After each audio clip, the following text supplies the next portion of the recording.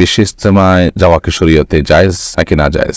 অনেক সময় মাঠে জায়গায় সংকট থাকার কারণে পথ থেকে ফিরে আসতে হয়, এতে কি কোনো গুনাহ হবে? বাথরুমে বিসমিল্লাহ বলা যায় না, কিন্তু যখন গোসল ফরজ হয় তখন তো বাথরুমে গোসল করতে হয়, সেক্ষেত্রে করণীয় কি? জর্দা দিয়ে পান খেলে কি ওযু নষ্ট হয়ে যাবে? নামাজে ডান পা নড়ে গেলে নামাজের কোনো অসুবিধা হবে কি? সালাতে অলসতা আসলে করণীয় কি? ওযু করে ক্রিম ব্যবহার করা যাবে কিনা? মহারণা কি সোনা গয়না দিয়ে পরিশোধ করলে হবে? এশার পরে আমি বিতির নামাজ পড়তে পারিনি, এখন কি করব? পার্লারের রূপচর্চা বা ফেসিয়াল করা যাবে কিনা? নামাজ পড়া অবস্থায় যদি ধাতু বের হয় তাহলে এর বিধান কি হবে? চলুন তাহলে আর বিলম্ব না করে আপনাদের প্রশ্নের উত্তর দেওয়ার আলোকিত ভবনে আমরা প্রবেশ করি। মোহাম্মদ মুনতাসির আপনি লিখেছেন, এশার পরে আমি বিতির নামাজ পড়তে পারিনি, এখন কি করব? এশার পরে যদি আপনি বিতির নামাজ পড়তে না পারেন তাহলে সেক্ষেত্রে ফজরের আগ পর্যন্ত, ফজর ওয়াক্ত হওয়ার আগ পর্যন্ত আপনি বিতির পড়তে পারেন। কিন্তু যদি সেটারও সুযোগ না থাকে, দিন হয়ে গেছে, অর্থাৎ ফজরের ওয়াক্ত হয়ে গেছে, এরপরে আপনি যদি মনে পড়ে যে বিতির বাদ গেছে, তাহলে সেক্ষেত্রে আপনি তখনও বিতির সারাদিনের মধ্যে যে কোনো সময় হলেও বিতির করে দেবেন, যেহেতু এটি বিশুদ্ধ মত অনুযায়ী ওয়াজিব। এরপরে রোকসানা পারভিন আপনি লিখেছেন, সালাতে অলসতা আসলে করণীয় কি? সালাতে যদি অলসতা আসে তাহলে সেক্ষেত্রে আমাদের যেটি করতে হবে যে সালাতের আগ্রহ বাড়ানোর জন্য, সালাতে মনোযোগ বাড়ানোর জন্য সালাতের গুরুত্ব বিষয়ক বিভিন্ন বক্তব্য আছে, শুনতে পারেন এবং সে সম্পর্কিত অনেকগুলো বই আছে, সেগুলো পড়তে পারেন এবং নেককার এবং আব্দে সালেহ বা আল্লাহর প্রিয় বান্দা মুত্তাকি পরহেজগারদের সোহবত এবং সান্নিধ্যে আপনি উঠতে পারেন, ওঠা বসা করতে পারেন, তাহলে ইনশাআল্লাহ বিদিল্লাহ সালাতের অলসতা দূর হবে বলে আশা করছি। মাহমুদুল হাসান লিখেছেন, মহারণা কি সোনা গয়না দিয়ে পরিশোধ করলে হবে? হতে পারে। মহারণা আপনি যে কোনো জিনিসপত্র দিয়ে পরিশোধ করতে পারেন, এমনকি আপনি তাকে কাপড় চোপড়, মোবাইল ইত্যাদি দিলেন আপনার স্ত্রীকে, সেটা আপনি মহারণা হিসাবে দিলেন, তিনিও যদি সেটা মহারণা হিসাবে ধার্য করার পরে সম্মত থাকেন তাতে কোনো অসুবিধা নেই। আপনি ঠিক করলেন যে আমি মহারণা, ধরুন তোমাকে আমি 10টা শাড়ি দিব, 20টা শাড়ি দিব, কিংবা তোমাকে আমি একটা মোবাইল ফোন দেবো, তিনিও রাজি হলেন, এটাই মহারণা, তাহলে হতে পারে। অথবা মহারণা ধার্য করা হচ্ছে নগদ অর্থই, কিন্তু পরিশোধ করার ক্ষেত্রে নগদ অর্থের বিপরীতে আপনি স্বর্ণ দিলেন, তিনি যদি সেটাই গ্রহণ করেন কোনো অসুবিধা নেই, এটি মহারণা হিসেবে গ্রহণযোগ্য হবে। মোহাম্মদ রাকিব লিখেছেন, আমি ব্যাংকে ডিপিএস করি নাই এবং সেভিংস অ্যাকাউন্ট করেছি, তাতেও আমাকে বছরের শেষ দিন কিছু সুদ দেয়, এটা খাওয়া কি ঠিক হবে? না, এটা খাওয়া ঠিক হবে না, বরং এটা আপনি হিসাব করে রেখে সেই টাকাটা আপনি অবশ্যই কোনো গরিব দুঃখী মানুষকে দান করে দিবেন, যাতে করে আপনি এই হারামকা টাকাটি আপনি বক্ষণ না করেন। সওয়াবের উদ্দেশ্য ছাড়া কোনো গরিবকে আপনি দান করে দিন, ইনশাআল্লাহ আপনি দায় মুক্ত হয়ে যাবেন। এমনি সাদ্দাম আপনি লিখেছেন, ঢাকা থেকে নিজের বাড়িতে চট্টগ্রামে আসার সময় রাস্তায় কি কসর পড়তে হবে? অবশ্য একদিনের জন্য বাড়িতে যাওয়া। ঢাকা থেকে নিজের বাড়িতে চট্টগ্রামে আসার সময় আপনি পথে অবশ্যই কসর করবেন, অর্থাৎ মুসাফির অবস্থা আপনি সফরের পথে যখন থাকবেন তখন তো আপনি পুরো মুসাফির বিধে আপনি কসর করবেন। আর নিজের বাড়িতে যাওয়ার পর সেখানে কোনো কসর নাই, আপনি চট্টগ্রামে আপনার নিজ বাড়ি থাকলে সেখানে গেলে আপনি পুরো নামাজ পড়বেন, সেটা একদিন থাকুন, আধা দিন থাকুন, যতক্ষণই থাকুন না কেন। তুলির রহমান আপনি লিখেছেন, হজ করতে যাওয়ার আগে আত্মীয় স্বজনদের বলে যাওয়া কি জরুরি? না বলে গেলে কি আমার হজ হবে না? হজ করতে যাওয়ার আগে আত্মীয় স্বজনদের বলে যাওয়ার কোনো বাধ্যবাধকতা বা আবশ্যকীয়তা নেই।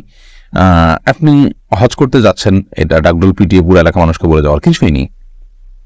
এক সময় হজ করতে যাওয়াটা অনেক স্ট্রাগলের বিষয় ছিল, অনেক দীর্ঘ পথ পাড়ি দিয়ে যেতে হতো, নদী পথ ইত্যাদি। অনেক সময় মানুষ হজ করতে গেলে আর ফিরে আসতো না, মাসকে মাস লেগে যেত সফরে, অনেক কষ্টের সফর থাকার কারণে মানুষ মারা যেতেন। তো সেই জায়গা থেকে মানুষ মাপটাপ চেয়ে মানুষের কাছে বলে যেতেন, একটা ব্যাপার ছিল। বাট এখন তো হজের ব্যাপারটি এরকম নয়, যার কারণে এটাকে আত্মীয় স্বজন সবার কাছে বলে যাওয়া অন্তত কোনো বিষয়টি হতে পারে না। বিশেষ করে যখন উদ্দেশ্য থাকে যে এর মাধ্যমে আমি অন্যদের কাছ থেকে বাহবা নিব, অন্যরা জানবে আমি হজ করতে গেলাম, সবাই জানবে আমি হাজি সাহেব হতে যাচ্ছি, এ ধরনের মানসিকতা থেকে যদি বলা হয় তাহলে চেষ্টা গর্হিত কাজ এবং গুনাহি হবে রীতিমতো। আব্দুর রাহিম সরকার আপনি লিখেছেন, ওযু করে ক্রিম ব্যবহার করা যাবে কিনা? ওযু করার পর ক্রিম ব্যবহার করতে কোনো অসুবিধা নেই, লোশন, ক্রিম, তেল এগুলো ব্যবহার করা যেতে পারে, এগুলো কোনো ক্ষতিকর বিষয় নয়। এরপরে মাহফুজা মুক্তা আপনি লিখেছেন, পার্লারে রূপচর্চা বা ফেসিয়াল করা যাবে কিনা? রূপচর্চা করা যেতে পারে শরিয়ার সীমার মধ্যে থেকে, আপনি ভ্রু ব্লাক করলেন না, আপনি হারাম কোনো কিছু করলেন না, শরীয়তের সীমার মধ্যে থেকে আপনি রূপচর্চা করলেন, মেহেদি লাগালেন, বা আপনার শরীরে যদি কোনো প্রকার কি বলে এটাকে মেকআপ করাতে হয়, সেই মেকআপের কারণে যদি কোনো প্রলেপ তৈরি না হয় যার কারণে উযুতে কোনো অসুবিধা হবে, তাহলে কোনো অসুবিধা নেই। আর যদি প্রলেপ তৈরি করেন, ধরুন মাসিক অবস্থায় কর্মী এটা করলেন, তার এখন সালাত ফরজ নয়, অতএব তিনি এটা করতে পারেন। এক কথা শরীয়র কোনো বিধান যদি লঙ্ঘন না হয় তাহলে সেক্ষেত্রে রূপচর্চা বা ফেসিয়াল করাতে কোনো অসুবিধা নাই। এমনি নুরুন নবী আপনি লিখেছেন, নামাজে ডান পা নড়ে গেলে নামাজের কোনো অসুবিধা হবে কি? নামাজ যদি ডান পা নড়ে যায় কোনো অসুবিধা নেই, কিন্তু যদি ডান পা আপনি রুকু সিজদাতে একবারও না লাগান জমিনে, তাহলে সেক্ষেত্রে নামাজ হবে না। আপনার পা আছে সুস্থ পা, অথচ আপনি পা জমিনে লাগাচ্ছেন না, তাহলে নামাজ হবে না। কারণ নবী করিম সাল্লাল্লাহু আলাইহি ওয়াসাল্লাম বলেছেন, উমিরতু আন আসজুদা আলা সাবআতি আযমিন, আমি 7টি অঙ্গের উপরে সিজদা করার জন্য নির্দেশ আমাকে দেওয়া হয়েছে। তার মধ্যে থেকে এই 2 পা এগুলো জমিনের সাথে লাগা থাকতে হবে। তবে সামান্য একটু এদিক সেদিক হয়ে গেল, একটু সময়ের জন্য উঠে গেল সামান্য, আবার আপনি জায়গা রেখে ফেললেন, তাতে কোনো অসুবিধা হবে না। হাসান রহমান আপনি লিখেছেন, নামাজ পড়া অবস্থায় যদি ধাতু বের হয় তাহলে এর বিধান কি হবে? নামাজ পড়া অবস্থায় যদি আপনার শরীর থেকে এরকম কিছু বের হয় তাহলে সেক্ষেত্রে সালাত ভঙ্গ হয়ে যাবে এবং পরবর্তীতে আপনি পবিত্র হয়ে পুনরায় সেই সালাত আদায় করবেন। আর যদি আপনার প্রায় এরকম বের হয় বা অনবরত বের হতে থাকে কিংবা একটু চাপের কারণে বের হয়, বিশেষ করে অনবরত যাতে বের হতে থাকে তারা তো মাজুর, তাহলে সে সালাত অবস্থায় কন্টিনিউ করে নিয়ে যাবে। আর যদি চাপের কারণে বের হয় কিংবা কোনো বিশেষ কল্পনা জল্পনার কারণে বের হয় বা কোনো কারণে বের হয় তাহলে সেক্ষেত্রে তার সালাত নষ্ট হয়ে যাবে, যেহেতু অপবিত্র হয়ে গেছেন, এবং অপবিত্র হয়ে গেলে সালাত ভঙ্গ হয়ে যায়, যার কারণে তিনি আবার পবিত্র হয়ে সেই সালাতকে পুনরায় আদায় করবেন। এরপরে প্রশ্ন হলো, শীতের সময় মোজা পরিধান করার কারণে যে টাকনুর নিচে পোশাক থাকে তার কারণে কি হারাম হবে? না, টাকনুর নিচে যে পোশাক যায় সেটি হলো উপর থেকে যে পোশাকগুলো যায় সচরাচর সেটি যেটি থাকেই নিচে, সেটা মোজা হতে পারে বা কোনো কোনো আপনার পাজামা থাকে, কোনো কোনো স্যুট থাকে যে স্যুটটা আপনার মোজা এবং পাজামা অ্যাটাচ থাকে, একসাথে থাকে, তো সেগুলোর কথা ভিন্ন। জুব্বা, লুঙ্গি, জামা, প্যান্ট কিংবা আপনার চাদর ইত্যাদি এগুলো যখন ঝুলে যাবে টাকনুর নিচ পর্যন্ত তখন সেটা হারাম হবে।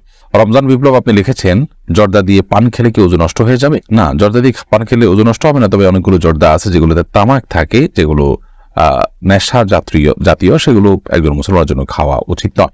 তবে যেটা সুঘ্রাণের জন্য, শুধু মুখের সুগন্ধি তৈরির জন্য জর্দা, সেটি খাওয়া যেতে পারে। তানিয়া খান আপনি লিখেছেন, বাথরুমে বিসমিল্লাহ বলা যায় না, কিন্তু যখন গোসল ফরজ হয় তখন তো বাথরুমে গোসল করতে হয়, সেক্ষেত্রে করণীয় কি? বাইরে থেকে বিসমিল্লাহ বলে প্রবেশ করবেন অথবা বাথরুমের ভিতরে গিয়ে যখন ওজুর মতো করে শুরু করবেন গোসল, তখন আপনি মনে মনে বিসমিল্লাহ বলে তারপর বাথরুমে আপনি গোসলের কার্যক্রম শুরু করবেন। এমনি সিদ্দিক হোসেন আপনি লিখেছেন, বিশ্ব ইজতেমায় যাওয়া কি শরীয়তে জায়েজ নাকি না জায়েজ? অনেক সময় মাঠে জায়গায় সংকট থাকার কারণে পথ থেকে ফিরে আসতে হয়, এতে কি কোনো গুনাহ হবে? দেখুন, বিশ্ব ইজতেমায় মানুষ যদি যায়, সেখানে কোনো নাসিহা শুনে, সেখানে কোনো ওয়াজ শুনে, আলোচনা বয়ান শুনে নিজেকে দিনের প্রতি উদ্বুদ্ধ করবেন, অনুপ্রাণিত করবেন, সেখানে সাধারণত দিনের প্রতি মোটিভেশনমূলক আলোচনাই হয়ে থাকে। সে আলোচনা দ্বারা নিজের আখিরাতের চেতনাকে, চিন্তাকে আপনি জাগিয়ে তুলবেন, সে উদ্দেশ্যে আপনি যান, সেটি অবশ্যই প্রশংসনীয়। সেখানে যদি কেউ এই উদ্দেশ্যে যান যে সেখানে গেলে আমার এত সওয়াব হবে, সেখানে গেলে আমার অমুকটা হবে, এই জায়গার দোয়াটা ফিরে আল্লাহ দেন না, বা এটা দোয়া কবুলের স্থান, এরকম বিশ্বাস থেকে যান, তাহলে সেটা ভ্রান্তি হবে, সেটা বিভ্রান্তি হবে, সেটা আপনার জন্য সঠিক হবে না। কারণ হলো, শরীয়ত এই জায়গার কোনো পবিত্রতা বা এই জায়গার কোনো বিশেষত্ব শরীয়তে উল্লেখ হয়নি, এবং এখানে গেলেই বিশেষ কোনো মর্যাদা আপনি লাভ করবেন সেজন্য আপনি যাচ্ছেন, এমনটি মনে করার কোনো কারণ নেই। তবে হ্যাঁ, সেখানে আপনি দিন শেখার জন্য, দিনই দিক থেকে উপকৃত হবেন, মোটিভেশন শুনে আপনি উদ্বুদ্ধ হবেন, সেই জায়গা থেকে আপনি অবশ্যই যেতে পারেন এবং প্রশংসনীয়। আর বিশ্ব ইজতেমার মাঠ পর্যন্ত বা কাছাকাছি গেলেন কিন্তু ভিতরে জায়গা নেই, সেজন্য আপনি ফিরে এসেছেন, তাতে কোনো গুনাহ হবে না, কারণ সেখানে যাওয়াটা আবশ্যক নয়, এবং সেখানে গিয়ে আপনি শরীক না হতে পারলে তার জন্য আপনার কোনো গুনাহ হবে, বা গিয়ে আবার ফেরত আসলেন সেজন্য আপনার কোনো কাফারা দিতে হবে, বাট কিন্তু সেরকম নয়। ইউটিউব চ্যানেল সাবস্ক্রাইব করতে ভুলবেন না।